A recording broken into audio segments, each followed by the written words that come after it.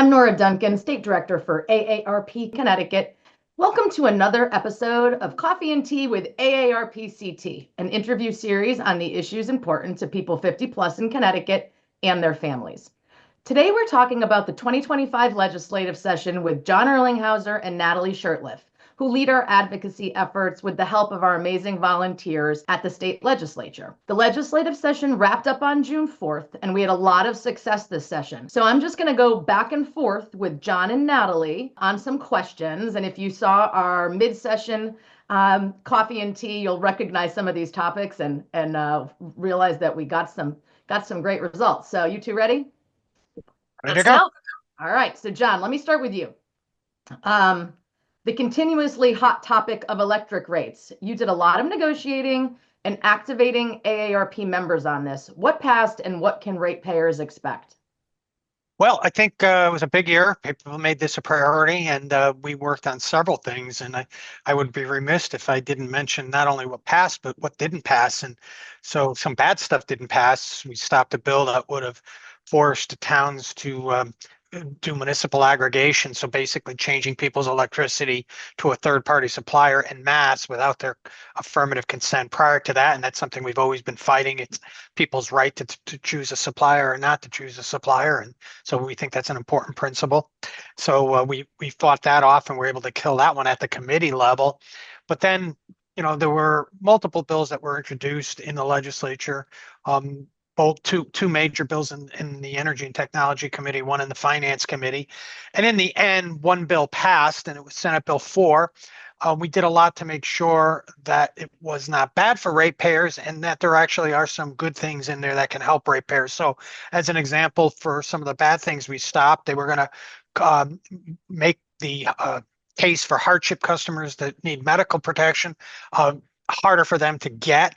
We stopped them from doing that. We turned that into a study by the regulators to look at, as well as shortening the amount of time that people are protected from winter weather and having the ability to not be shut off during winter weather if they are facing hard times. And, here it is May and June, and we just still had some days that were in the 30s the other day. So that was an important thing as well. But we were able to do that. And then we also were stopped the legislature from forcing people to use time of use electric rates, which means you pay one rate for peak times during the day and a cheaper rate if you use your electricity at night. And that's very hard for older residents who are home all day, or people that work from home and have to use electricity during the day, or for people that have medical emergencies, use medical equipment during the day 24/7. Just not a very good thing. And it would have really destabilize the whole thing. So that again is a study over at the Public Utilities Regulatory Authority.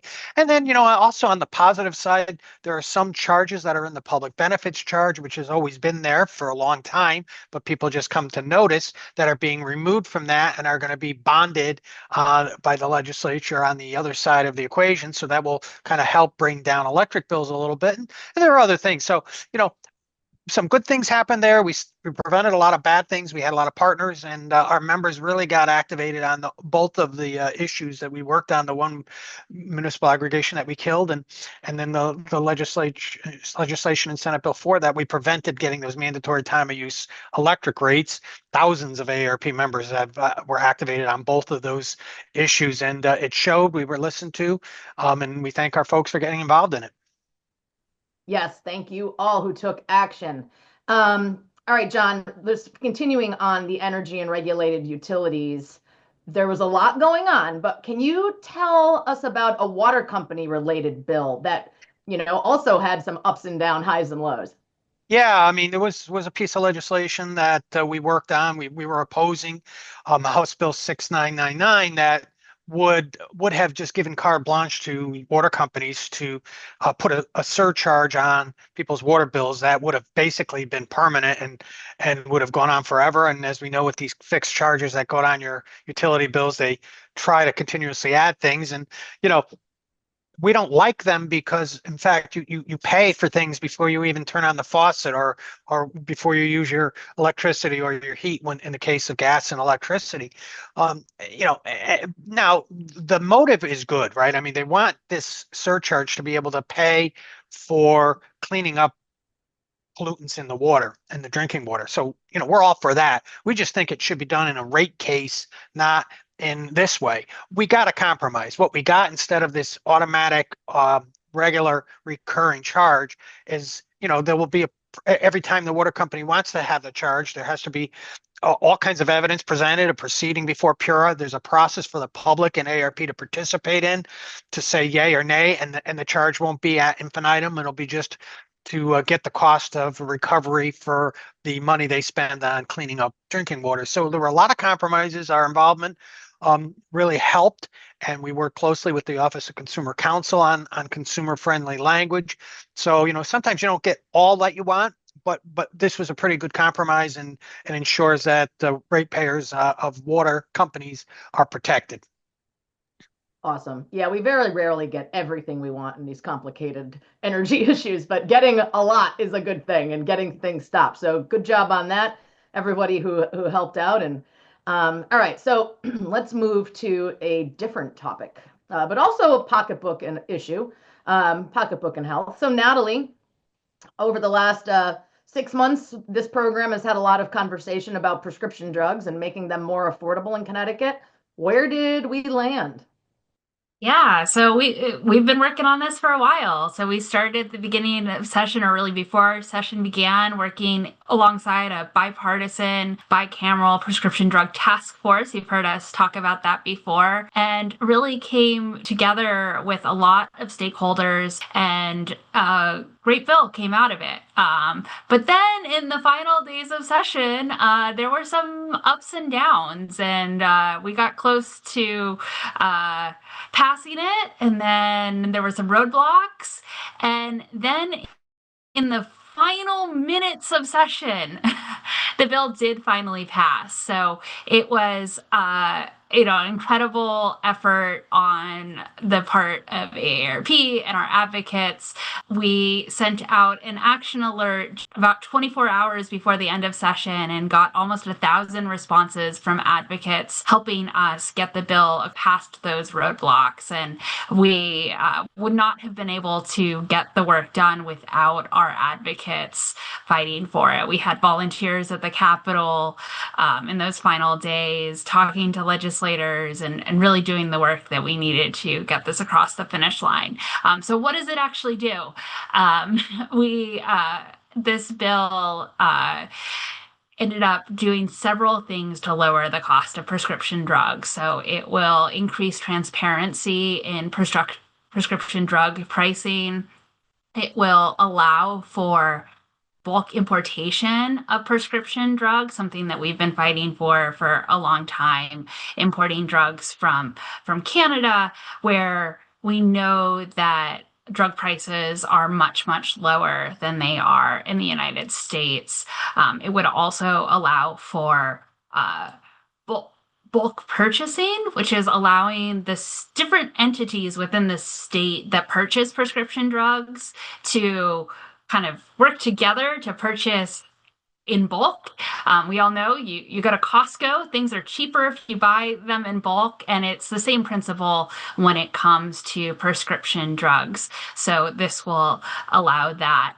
We also, this bill would allow for when you purchase a prescription drug using ArrayRx or GoodRx, another similar prescription discount program, it would allow that to count towards your deductible, which is a big win. That way people can take advantage of those programs and see the cost savings without having to give up the, potential of having it count towards your deductible in long-term out-of-pocket expenses. Also included in the budget was a big win on prescription drugs, which would limit price increases on generic and off-patent drugs to the rate of inflation, so we don't see all of a sudden drugs skyrocketing in price gouging from prescription drug manufacturers for medications that have been on the market for many years that are available as generics or available, off patent. So that will be, a good win there as well. Awesome. Nice work. And thanks especially to the leaders of the bipartisan prescription drug task force who really did work together to pull things off between the chambers and between the parties. So, and looping in governor's priorities as well, which we supported. So good effort by all. All right. Now we'll go back to John.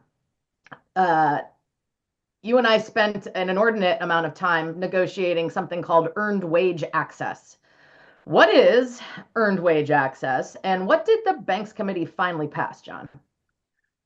Well, that's a good question. So earned wage access is basically, there are all kinds of now apps or programs that allow people to borrow money, although they claim it's money that they've already earned but have yet to be paid. So in other words, you work, 5 days out of a 2-week pay cycle. And so technically you've already earned 5 days of pay, but you don't have access to it yet. There are programs either that are provided by your employer that allow you to access that money through a third party, or there are apps that you can download and access that money. And so what we did in Connecticut is pass some legislation to regulate how those companies operate in the state of Connecticut.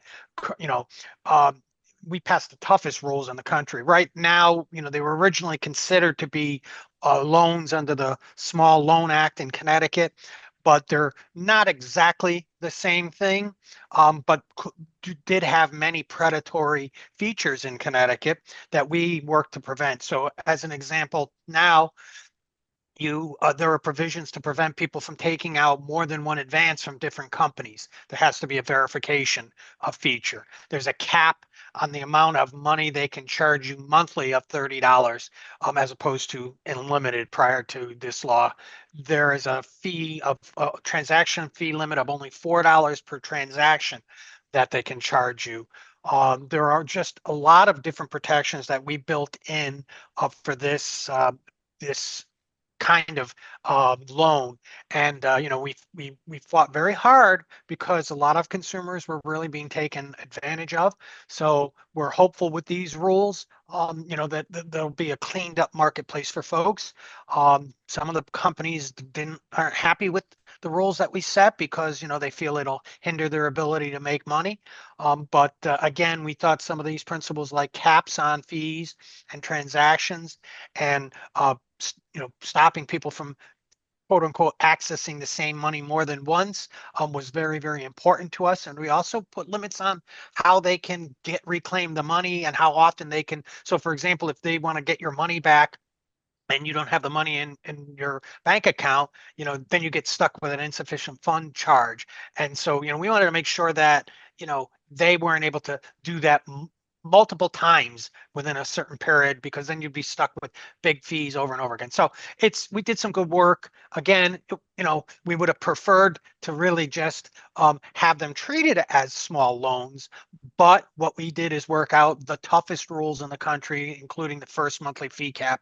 So we're proud of the work that we all did together on that, and we're thankful that our voices were heard and our members' voices were heard, because we did have several hundred people take action on this issue during the session. So not perfect, but pretty darn good. Yeah, it's a complicated issue, and frankly, we would have preferred the existing law, but this is the best, like you said, and we knew that this was not going to go away. So I'm getting indications from our national office that Connecticut's bill may become what they consider to be the best in class standard for the rest of the country as they tackle this issue. And certainly the best thus far, like you said, the strongest, toughest, most consumer friendly piece of legislation on these products. So good job. All right, now we shift over to something else. Natalie, transit-oriented development. Will you please update us on what that is and what legislation passed?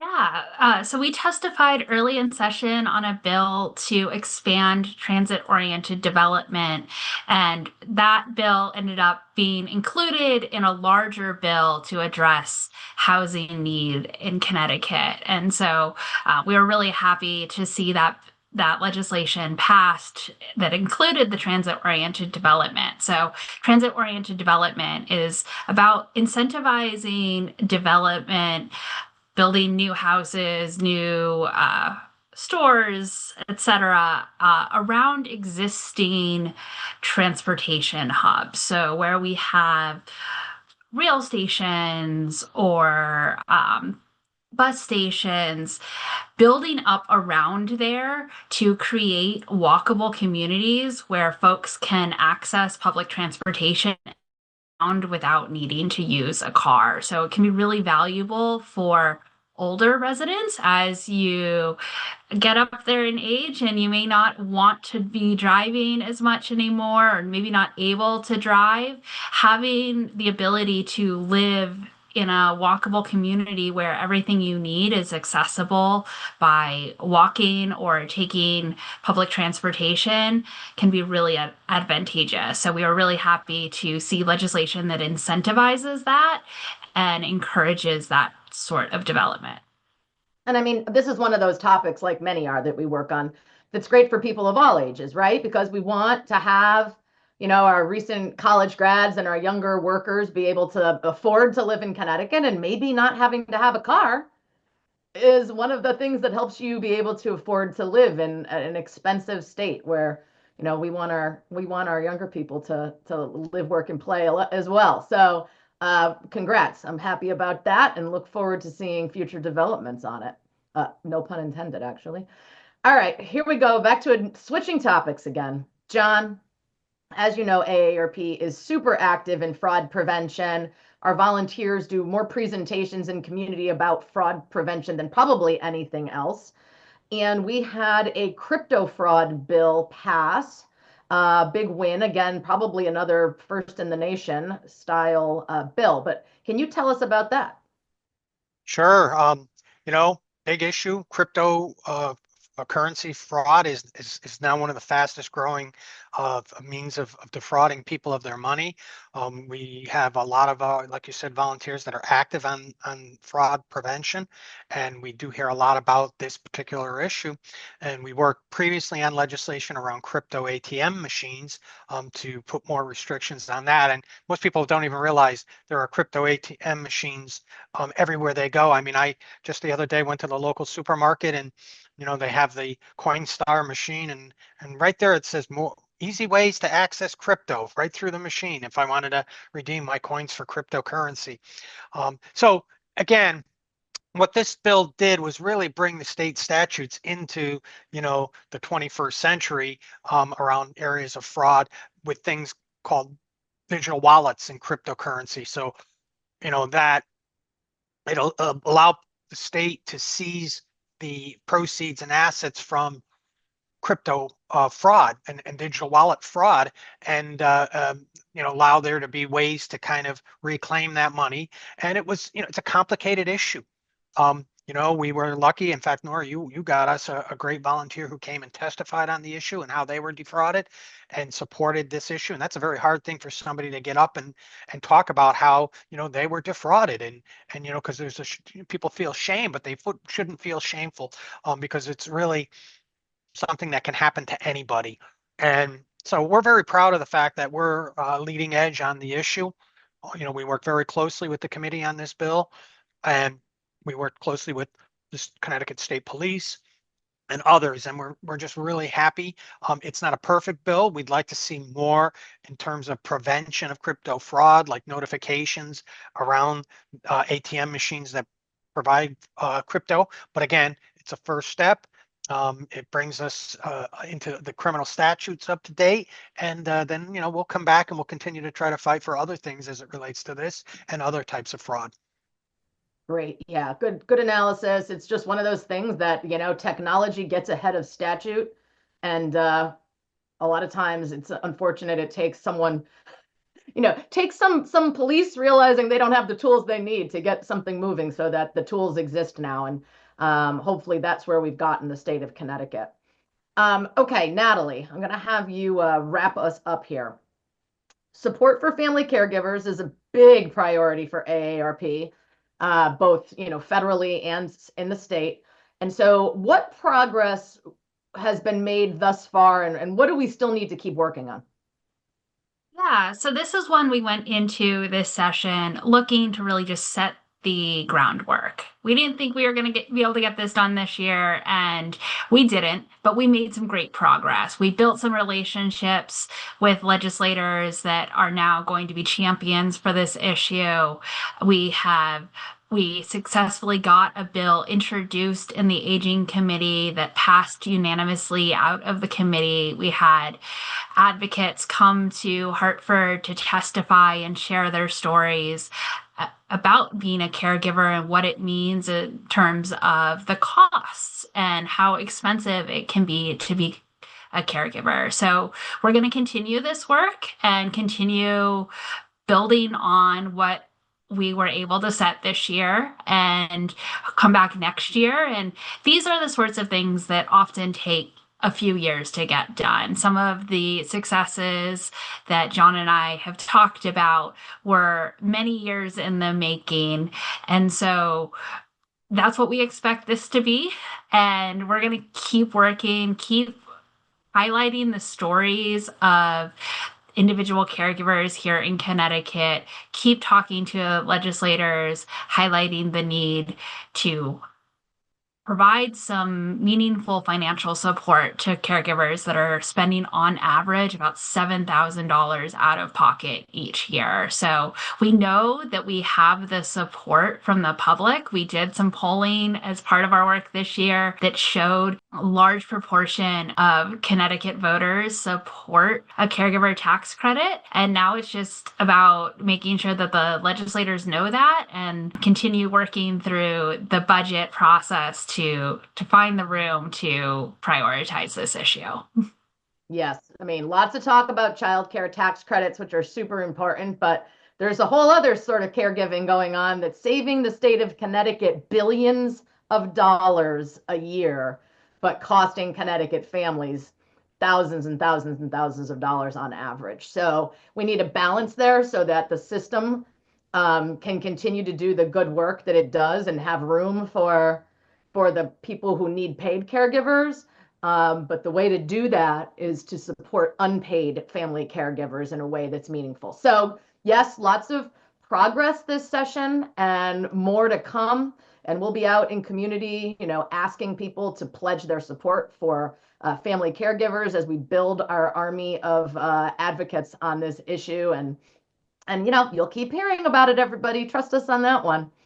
All right. So there's a lot of stuff that passed and didn't pass that we could talk about, but this is a limited window for this program. So I'm going to wrap up the topics there.